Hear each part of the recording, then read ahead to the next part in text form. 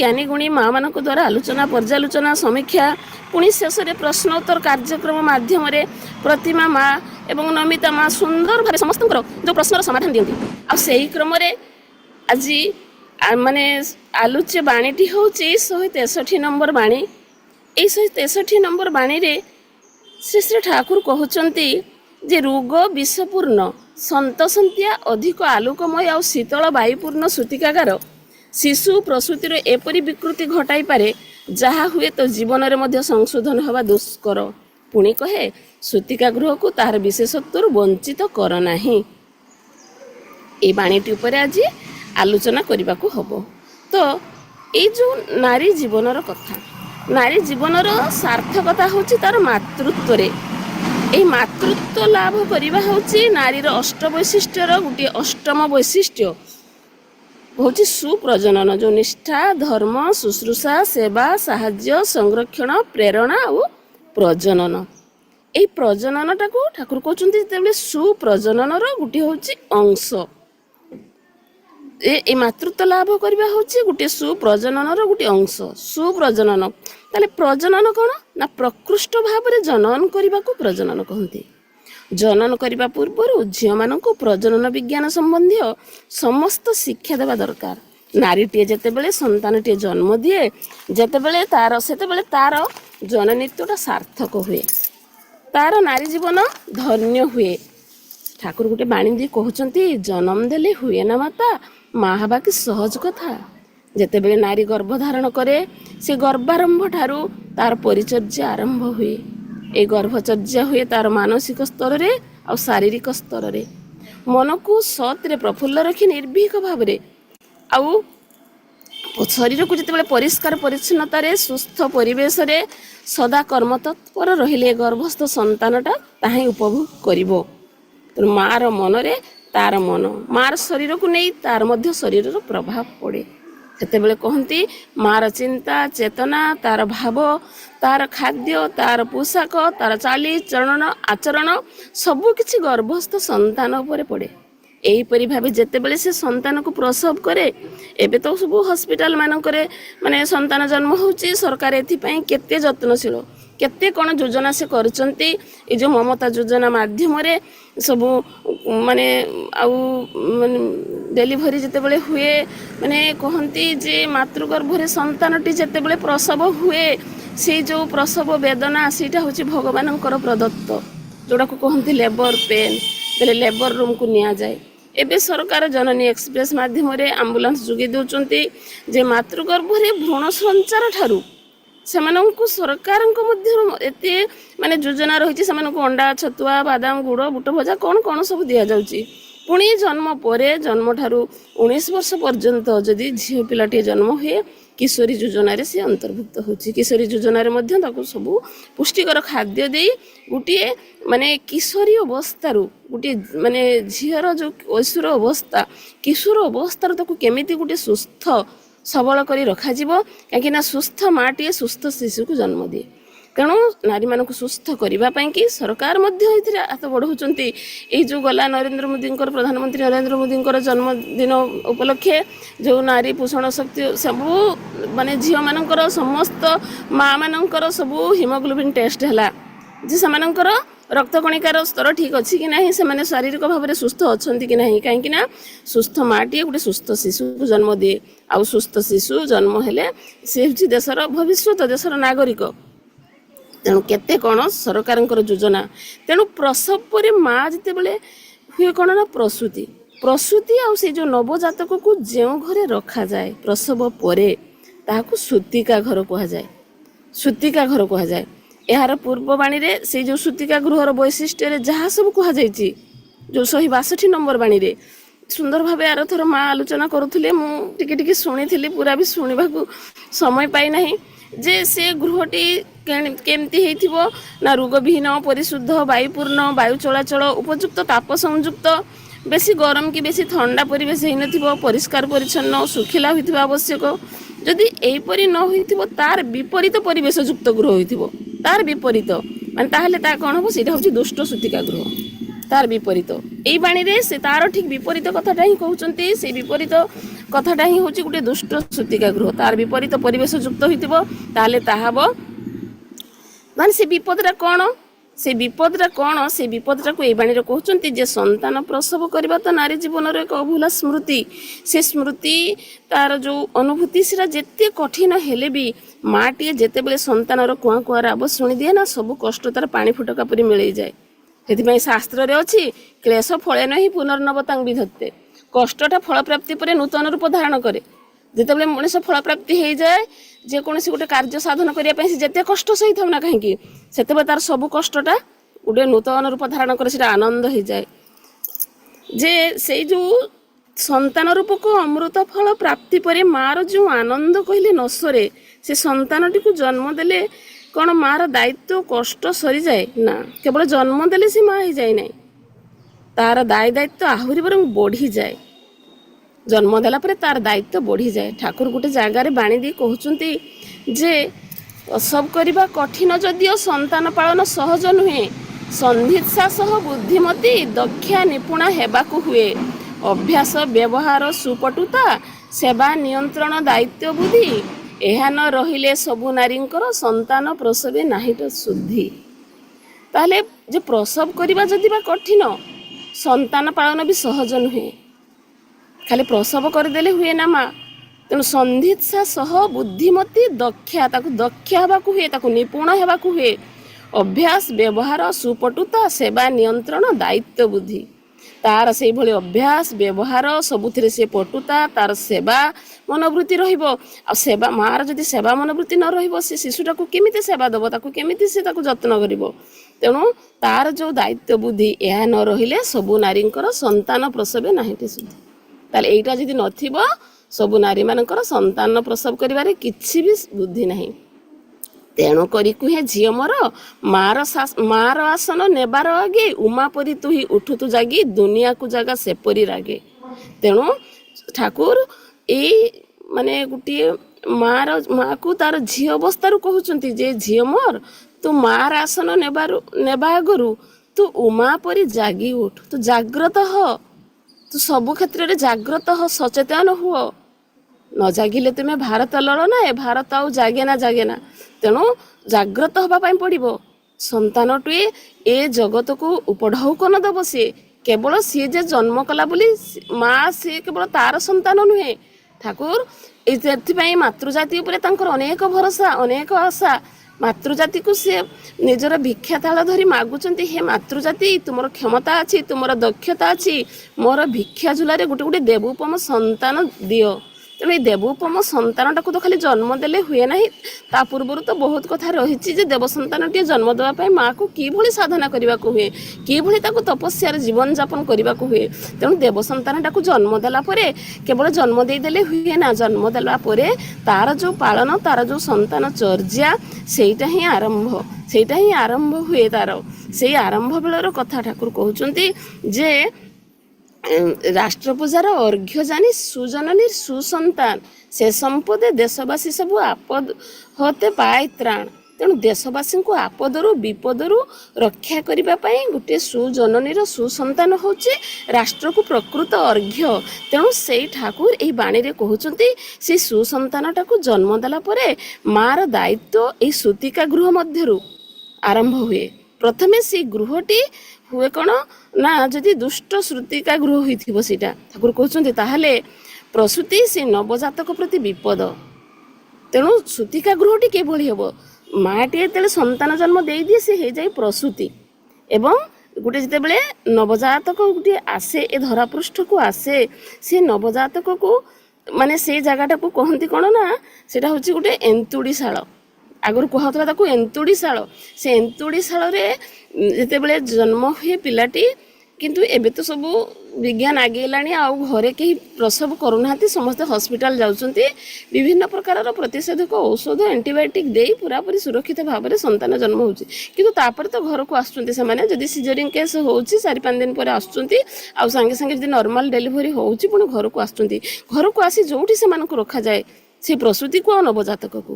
तेणु जितेबाला ए घर परिवार लोक चाहिए बस था जे गोटे नवजातक आसो आम परिवार को गोटे सी हूँ आम अतिथि सदृश नव अतिथि नवजातक हूँ आम अतिथि अतिथि आसिले आम जेपरी तार सी केमी कौन खाइबे आसिले कौन जलखिया दिज्व कौन पानी दिज्व सी केमी कौटी शोबे सी कौन खाइबे दीपर कौन खाइबे आम जे भाई तत्पर हो जाऊ ठीक से भाई गोटे नवजातक संतान जिते धरापृष्ठ को आसे परिवार लोक परिजन लोक समस्ते ताकू कौन करवा दरकार ना तार परिवेशटा को सी मैंने आसिले कौटी रे कौ घरे रे से जत्नशील हवा दरकार गोटे सुंदर परिवेश युक्त घर जो थे वायु चलाचल हो जो थे मैंने तार टेम्परेचर से रूम भितर ठीक थी बेसी अधिक ठंडा लगुन अधिक गरम हो से भली गोटे वर्तमान ठाकुर कहते यही बाणी रे जे कौन कहते ना रोग विषपूर्ण सन्तसंतिया अधिक आलोकमय और शीतल वायुपूर्ण सूतिकागार रोग विषपूर्ण माने रोगरे विषपूर्ण होता पूर्व बाणी रे कौन कहते ठाकुर ना सूतिका गृहर वैशिष्ट्य कौन कहते ना रोग विहीन हो जो रोग विषपूर्ण जे आगर घर गुड़िक सब कौन होता माटी घर थिला माटी घर गुड़िक सब माने माटी रे गोबर रे सब लिपा जाउथला गोबर होची गुटे रोग प्रतिरोधक शक्तिर एवं जीवाणुनाशक रही से गोबर माटी रे लिपि देले से माटीर सब जीवाणु नष्ट हो जाए से परिवेशटा शुद्ध हुए किंतु एबे तो आ माटी घर ना सब पक्का घर हो गलानी पक्का घर सिस्टम हलानी ए पक्का घर फ्लोर बा चटाणटी को माने सब कौन होता है ना फिनाइल देकी बा डेटल देकी सब पुछा मरा जाइथिबो जी पुछा मरा ही नथिबो बहुत दिन धरी से घरे धुआ ही नथिबो परिष्कार हेतिबो धूली मोली सब लागिथिबो अळंदु लागिथिबो एवं सब पुराना जिनिस पत्र से घर भितर सब थिबो ताहले से गुडी को सब माने कोन गुटे परिवेश विभिन्न प्रकार रोगर जीवाणु सेठी सब रहिथिबो तेणु सेटा होची कोन ना सेटा होची रोग विषपूर्ण जगह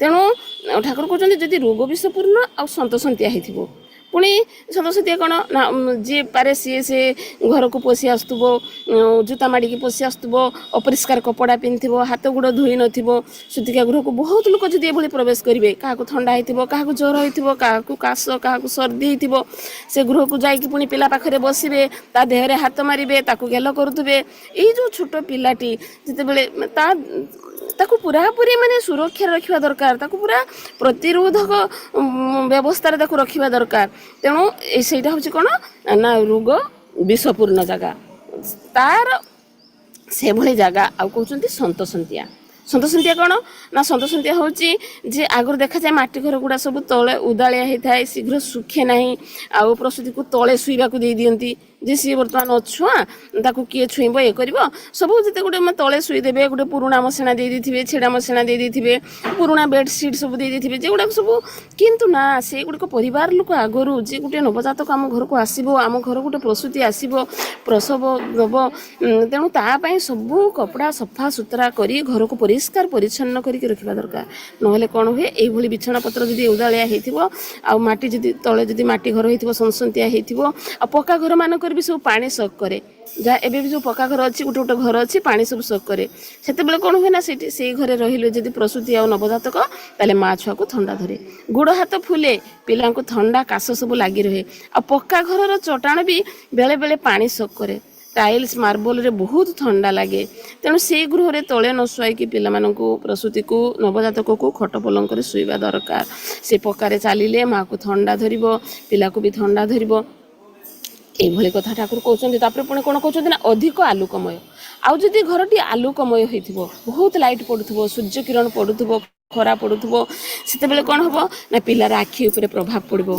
पिला को अधिक लाइट अंधारुआ स्थान विपद कहीं मातृगर्भर पिलाटी जिते बाहरी थाए से तो सेठी से बेसी आलोक पाई न थाए ना से अंधार भितर बाहरी थाए ताको जदि एकाथरे जन्म पर अधिक लाइट सूर्यालोक दि जाए अवश्य कौन सूर्यटा हूँ विटामिन डी किंतु कौन सूर्य कौलिया सूर्य माने बाल सूर्यंकर किरण सेटा ही हूँ पिलापाई कि बहुत उपकारी किंतु जदि प्रखर सूर्य तापर पड़ो कि बहुत पावरफुल लाइट से दि जाइथिबो ताहले तार दृष्टिशक्ति से प्रभाव पड़े दृष्टिशक्ति तार बाधित हुए एबे देखा जाउछि सब छोट छोट पिला मानकर छोट छोट बयस सब से सब चश्मा दरकार हो जाउछि सब माने आईसाइट तांकर खराब सब चश्मा लगुचंती पुणी कहते आ शीतल वायुपूर्ण सूतिकागार ଶୀତଳ ବାୟୁପୂର୍ଣ୍ଣ, ଶୀତଳ ବାୟୁ ମାନେ ଥଣ୍ଡା ବାୟୁ ଯଦି ସେ ଗୃହ ଭିତରକୁ ଯାଉଥିବ, ଘରର ଝରକା କବାଟ ଠିକ୍ ନଥିବ, କାହିଁକିନା ଦେଖାଯାଏ ବେଳେବେଳେ ଯେଉଁ ଘରଟା ଅଧିକା ଥିବ, ଫିଟିଂ ହେଇନଥିବ, ସବୁ ଜିନିଷ ଷ୍ଟୋର ହୋଇକି ଥିବ, ସେ ଘରଟାକୁ ସୂତିକା ଗୃହ କରିଦିଅନ୍ତି। ଆଉ ପରିବାରର ସମସ୍ତ ସଦସ୍ୟ ଏଥିପ୍ରତି ସଜାଗ ମାନେ ରହିବା ଦରକାର। ପାଖରେ ଗଡ଼ିଆ ପୋଖରୀ ଥିବ, ସେ ପାଣି ଯଦି ମାନେ ପଚା ଗନ୍ଧ ପାଣି ହେଇଥିବ, ପୁତି ଗନ୍ଧମୟ ହେଇଥିବ, ସେଇ ପାଣିର ସଂସ୍ପର୍ଶରେ ଯଦି ସେଇ ବାୟୁ ଘର ଭିତରକୁ ଚଳାଚଳ କରୁଥିବ, ଆଉ ସେତେବେଳେ କ'ଣ ହେବ ନା ସେଇ ବାୟୁଟାକୁ ଯଦି ସେ ତା'ର ଶ୍ୱାସକ୍ରିୟାରେ ସେଇ ବାୟୁ ଯଦି ତା'ର ନାସାରନ୍ଧ୍ରରେ ପ୍ରବେଶ କରେ, ତାହେଲେ ସେ ବିଭିନ୍ନ ରୋଗର ଶିକାର ହେଇପାରେ। କହୁଛନ୍ତି ଏଇଭଳି ଯଦି ରୋଗ ବିଷପୂର୍ଣ୍ଣ ସନ୍ତସନ୍ତିଆ ଅଧିକ ଆଲୋକମୟ ଆଉ ଶୀତଳ ବାୟୁପୂର୍ଣ୍ଣ ସୂତିକାଗାର ଶିଶୁ ପ୍ରସୂତିର ଏପରି ବିକୃତି ଘଟାଇପାରେ ଯାହା ହୁଏତ ଜୀବନରେ ମଧ୍ୟ ସଂଶୋଧନ ହେବା ଦୁଷ୍କର। ତେଣୁ ସାବଧାନ। ମାନେ କହୁଛନ୍ତି ଏଇ ଯେଉଁ ସନ୍ତାନ, ଏ ସନ୍ତାନ ହେଉଛି ଗୋଟିଏ ଅମୃତ ସନ୍ତାନ। ଅମୃତ ତାର ହେଉଛି ଲକ୍ଷ୍ୟ, ସେ ଅମୃତରୁ ସୃଷ୍ଟି। ଯେ ବେଦ ବେଦାନ୍ତ ଉପନିଷଦରେ କୁହାଯାଇଛି ସେଥିପାଇଁ ଯେ ଶୃଣ୍ୱନ୍ତୁ ସର୍ବେ ଅମୃତସ୍ୟ ପୁତ୍ରା, ଆମେ ସମସ୍ତେ ସେଇ ଅମୃତଙ୍କର ସନ୍ତାନ। ତେଣୁ ସେ ଅମୃତ ସନ୍ତାନକୁ ଲାଳନ ପାଳନ କରିବା ପାଇଁକି ତାର ଯେଉଁ ପ୍ରଥମ ବାସଗୃହ, ତାର ଯେଉଁ ପ୍ରଥମ ରହଣୀ ସ୍ଥାନ, ସେଇଟା ହେଉଛି ସୂତିକା ଗୃହ, ସେଇଟା ହେଉଛି ଅନ୍ତୁଡ଼ିଶାଳ। ସେଥିପାଇଁ ଆଗରୁ ସବୁ ଅନ୍ତୁଡ଼ିଶାଳରେ ଏନ୍ତୁଡ଼ି ନିଆଁ ଜଳୁଥିଲା। ଏନ୍ତୁଡ଼ି ନିଆଁରେ ସବୁ ଧାଇମାନେ ଆସୁଥିଲେ, ସେମାନେ ସବୁ ନିଆଁ ଜାଳି ସବୁ ସେକାସେକି କରୁଥିଲେ। ସେ ଯେଉଁ କାଠ ଜଳେଇ ତାର ଯେଉଁ ଅଙ୍ଗରାର ଯେଉଁ ଉତ୍ତାପ ବାହାରୁଥିଲା, ସେଇଥିରେ ସବୁ ଘିଅ ମାରି କ'ଣ ସବୁ ସେକାସେକି କରୁଥିଲେ। ତାର ସେତେବେଳେ ଯେଉଁ ତାର ଖାଦ୍ୟ ପେୟ ପୋଷାକ ପରିଚ୍ଛନ୍ନ ସବୁ ପ୍ରତି ଦୃଷ୍ଟି ଦେବା ଦରକାର। ତାର ସବୁ ଶିଶୁ ଯେଉଁ ନବଜାତକ ଶିଶୁଟି ଯେତେବେଳେ ତାର ମଳମୂତ୍ର ତ୍ୟାଗ କରେ, ତାକୁ ସବୁବେଳେ ପରିଷ୍କାର କରି ରଖିବା ଦରକାର, ତାକୁ ଡେଟଲ ପାଣିରେ ସଫା କରିବା ଦରକାର। ଏବେ ତ ସବୁ ବାହାରିଲାଣି ରୋଗ ପ୍ରତିଷେଧକ ସବୁ ମାନେ କପଡ଼ା ସବୁ ବାହାରିଲାଣି, ଆଉ ମାଆମାନଙ୍କୁ ନିଜ ହାତରେ ବି ସଫା କରିବା ପାଇଁ ପଡ଼ୁନାହିଁ। ସେଇ ସବୁ କରିବା ଦରକାର, ଯେମିତି କୌଣସି ପ୍ରକାର ଶିଶୁର କୌଣସି ପ୍ରକାର ଯେମିତି ଇନଫେକ୍ସନ୍ ନ ହୁଏ। ଏବଂ କ'ଣ କରନ୍ତି ନା ପିଲାଙ୍କୁ ଟିକେ ସକାଳର ସୂର୍ଯ୍ୟ କିରଣରେ ନେଇ ତାକୁ ଟିକେ ତେଲ ଫେଲ ସବୁ ତେଲରେ ସବୁ ପକାନ୍ତି ମାଆମାନେ, ସବୁ ଯେଉଁ କଳା ଜିରା ଏବଂ ମେଥି ଏ ଆଦି ପକେଇକି ସେଇ ତେଲକୁ ସବୁ ମାଲିସ କରୁଥିଲେ ଆଗରୁ। ଏବେ ତ ଆଉ ସେସବୁ କରୁନାହାନ୍ତି ମାଆମାନେ, ଆଉ ସେସବୁ କରିବାକୁ ତାଙ୍କ ସମୟ ନାହିଁ। କାହିଁକି ସେଥିରେ ହାଡ଼ ତାଙ୍କର ଷ୍ଟ୍ରଙ୍ଗ ହେଉଥିଲା, ତାଙ୍କର ଚର୍ମଟା ଚିକଣିଆ ହେଉଥିଲା, ଆଉ ଶିଶୁର ଶାରୀରିକ ମାନସିକ ଅଭିବୃଦ୍ଧି ଶୀଘ୍ର ହେଉଥିଲା। କିନ୍ତୁ ଏବେ ତ ସବୁ ଚିକିତ୍ସା ବିଜ୍ଞାନ ଆଗେଇଲାଣି, ସବୁ ଔଷଧ ଦ୍ୱାରା ସବୁ ପିଲାମାନେ ସବୁ ଜନ୍ମ ହେଲା ମାତ୍ରେ ତାଙ୍କର ସବୁ ହେଇଯାଉଛି। ଆଉ ମାଆମାନେ ସେସବୁ କରୁନାହାନ୍ତି। ଖରାରେ ବସିକି ଆଗରୁ ସବୁ ଆମର ଶାଶୁମାନେ ସବୁ ପିଲାମାନଙ୍କୁ ସବୁ ମାଲିସ କରୁଥିଲେ ଯେ ହାଡ଼ ଷ୍ଟ୍ରଙ୍ଗ ହେବ, ଶକ୍ତ ହେବ ବୋଲି। କିନ୍ତୁ ଆଉ ସେସବୁ ଉଠିଗଲାଣି। କିନ୍ତୁ ଦେଖାଯାଏ ଯେ ଶିଶୁର ଗୋଟେ 6 ମାସ ପର୍ଯ୍ୟନ୍ତ ଶିଶୁଟି ଘରୁ ବାହାରକୁ ବାହାରିବା ଉଚିତ ନୁହେଁ। କେବଳ ସେ ମା ସହିତ ରହିବ। ମା ସଂସ୍ପର୍ଶରେ ଆସିଲେ ମାର ଶରୀରର ଯେଉଁ ଗୋଟେ ଉଷୁମ, ତାର ଯେଉଁ ଗୋଟେ ଗରମ ଉତ୍ତାପ ସେ ପାଏ, ସେଇଟା ହିଁ ତା ପାଇଁ ସବୁଠାରୁ। ଆଉ ମାର ଯେଉଁ ସ୍ତନ୍ୟର ଯେଉଁ ଅମୃତ କ୍ଷୀର ସେ ପାନ କରେ, ସେଇଟା ତା ପାଇଁ ଅମୃତ ସମ। ତେଣୁ ଆଜିକାଲି 6 ମାସ ପର୍ଯ୍ୟନ୍ତ, ସେଥିପାଇଁ ସରକାର ମଧ୍ୟ ଆଜିକାଲି ମ୍ୟାଟର୍ନିଟି ଲିଭ୍ 6 ମାସ କରିଦେଇଛନ୍ତି। 6 ମାସ ପର୍ଯ୍ୟନ୍ତ ମା ପାଖରୁ ପିଲାଟି କ'ଣ କରିବ ନା କ୍ଷୀର ପାନ କରିକି ସେ ବଡ଼ ହେବ। 6 ମାସ ପରେ ତାକୁ ବାହାରିଆ ଖାଦ୍ୟ ସବୁ ଦିଆଯିବ ସବୁ। ତେଣୁ ସେ କହୁଛନ୍ତି ଯଦି ଏଇଭଳି ସବୁ ଯଦି ଆଜିକାଲି ସବୁ, କିନ୍ତୁ ମାଆମାନେ ମାନୁନାହାନ୍ତି। ମାସକର 1.5 ମାସର ଛୁଆଙ୍କୁ ନେଇ ସବୁ ବାହାରକୁ ଯାଉଛନ୍ତି ଖରାରେ, ଲାଇଟ୍ରେ, ବିଭିନ୍ନ ପ୍ରକାର ଶବ୍ଦ ସହିତ ସଂସ୍ପର୍ଶରେ ଆସୁଛି ପିଲାଟି, ଯାହାଫଳରେ ତାର କାନରେ ଶ୍ରବଣ ଶକ୍ତିରେ ମଧ୍ୟ ତାକୁ କଷ୍ଟ ହେଉଛି। କାହିଁକିନା ପିଲାଟି ଗୋଟେ ନର୍ମାଲ ପରିବେଶ ଚାହେଁ, ପୁରାପୁରି ସ୍ୱାଭାବିକ ପରିବେଶ, ଯେଉଁଠି ବେଶୀ ଶବ୍ଦ ନଥିବ, ଯେଉଁଠି ବେଶୀ ଆଲୋକ ନଥିବ, ଯେଉଁଠି ବେଶୀ ପବନ ନଥିବ, ପୁରା ଠିକ୍ ଥିବ। ମାନେ ବେଶୀ ଅନ୍ଧାର ହେଇନଥିବ, ବେଶୀ ଆଲୋକ ହେଇନଥିବ, ନିର୍ମଳ ବାୟୁ ପ୍ରବାହିତ ହେଉଥିବ ଏବଂ ପରିଷ୍କାର ପରିଚ୍ଛନ୍ନ ଘରଟା ହେଇଥିବ। ସେଇ ଅବସ୍ଥାରେ ମା ଆଉ ଛୁଆ ରହିବେ ଏବଂ ସେମାନଙ୍କର ସବୁ ପ୍ରତି ଧ୍ୟାନ ଦେବା ଦରକାର। ସେଇଭଳି ହେଲେ ଗୋଟିଏ ସୁସ୍ଥ ଶିଶୁଟିଏ, ସେ ଗୋଟେ ସୁସ୍ଥ ନାଗରିକରେ ପରିଣତ ହେବ। ସୁସ୍ଥ ମା, ସୁସ୍ଥ ଶିଶୁ, ସେମାନେ ମାନେ ବାହାରିବେ ସୁସ୍ଥ ହେଇକି। ସେଥିପାଇଁ ଠାକୁର କହୁଛନ୍ତି ଯଦି ଏପରି ବିକୃତି ଘଟାଇପାରେ, ତାହେଲେ ଶିଶୁ ପ୍ରସୂତିର ଏଭଳି ବିକୃତି ଘଟେଇବ ଯଦି ଏଇଭଳି ରୋଗ ବିଷପୂର୍ଣ୍ଣ ସନ୍ତସନ୍ତିଆ ଅଧିକ ଆଲୋକମୟ ଶୀତଳ ବାୟୁପୂର୍ଣ୍ଣ ସୂତିକାଗାର ଯଦି ହେଇଥିବ, ଶିଶୁ ଆଉ ପ୍ରସୂତିର ବିକୃତି ଘଟାଇବ, ଯାହା ହୁଏ ତ ଜୀବନରେ ମଧ୍ୟ ସଂଶୋଧନ ହେବା ଦୁଷ୍କର। କ'ଣ ବିକୃତି ଘଟାଇବ ନା ଏହା ଫଳରେ ଯଦି ପିଲାମାନଙ୍କୁ ଏଇଭଳି ଯଦି ନେଗ୍ଲେକ୍ଟ କରାହୁଏ, ସେମାନଙ୍କୁ ଯଦି ଯତ୍ନ ଠିକ୍ ଭାବେ ନିଆ ନଯାଏ, ତାହେଲେ କ'ଣ ହେବ ନା କାଶ ହେବ, କଫ ହେବ, ଲହରା କାଶ ହୁଏ, ଇନଫେକ୍ସନ୍ ଜନିତ ବିଭିନ୍ନ ରୋଗର ଶିକାର ହୋଇଥାଏ। କାରଣ ଅତି କମ୍ରେ 21ରୁ 30 ଦିନ ପର୍ଯ୍ୟନ୍ତ ସେ ଗୃହରେ ସେ ପ୍ରସ୍ତୁତି ଅବସ୍ଥାନ କରିବ, ସେ ଯାହାକୁ କୁହନ୍ତି ଆମେ ସୂତିକା ଗୃହ।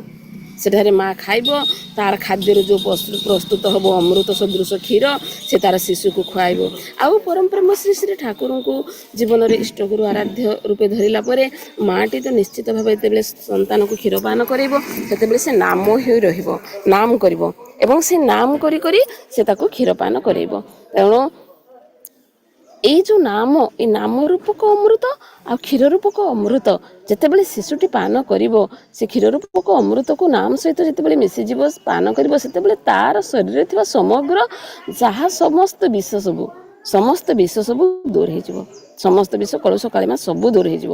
ତେଣୁ ବାହାରର 6 ମାସ ପର୍ଯ୍ୟନ୍ତ କେବଳ ନାମ ହେଇକି ରହିବ ଏବଂ କ୍ଷୀର ଦେବା ସମୟରେ ମାଟି ସବୁବେଳେ କ'ଣ କରିବ ନା ଡାହାଣ କୁହନ୍ତି ଆଗରୁ ସବୁ ମାନେ ମୋର ଶାଶୁ ମା ଜେଠିମା ଆଦି କହୁଥାନ୍ତି ଯେ ମା ଯେତେବେଳେ କ୍ଷୀରପାନ କରାଇବ ସେ ଗୋଟେ କାନ୍ଥକୁ ଡେରିବ ଏବଂ ବାମ ପଟ ସ୍ତନ୍ୟ କ୍ଷୀରପାନ କରିଲା ବେଳେ ଡାହାଣ ପଟରେ ବାମ ଗୋଡ଼ଟାକୁ ରଖିବ ଏବଂ ଡାହାଣ ପଟ ସ୍ତନ୍ୟ ପାନ କରାଇଲା ବେଳେ ବାମ ପଟରେ ଡାହାଣ ପାଦକୁ ରଖିବ।